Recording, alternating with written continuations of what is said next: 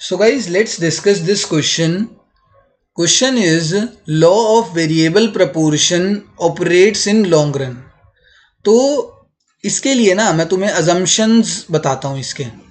जिसने भी law of variable proportion पढ़ा है ना, कोई भी लॉ होती है, साइंस के अंदर भी हो गई या इकोनॉमिक्स के अंदर भी है, तो उसके अजम्पशंस होते हैं, कुछ ना कुछ मान्यता होती है, मतलब अजम्पशंस हमें मानने पड़ते हैं. अजम्पशंस का मतलब है कि भैया ये सच हो ना हो बट तुम्हें मानना पड़ेगा. तो assumptions of law of variable proportion, law of variable proportions के कुछ अजम्पशंस हैं. तो what are these assumptions, what are these assumptions of law of variable proportion? तो इसमें से बहुत सारे assumptions हैं, बहुत सारे हैं कि क्या कहते हैं. एक assumption है जैसे one factor is fixed and all other factors are variable. ये एक assumption है इसकी. Second assumption, technology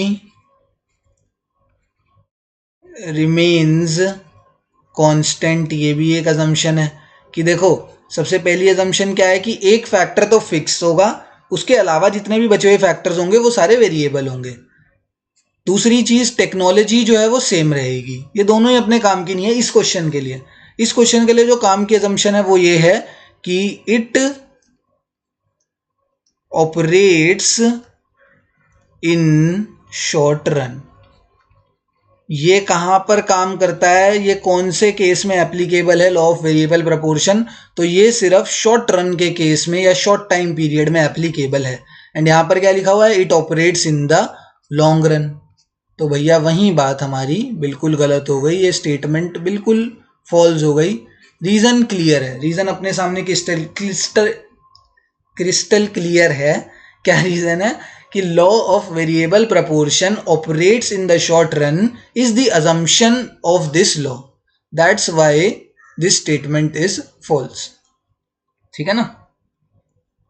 thank you.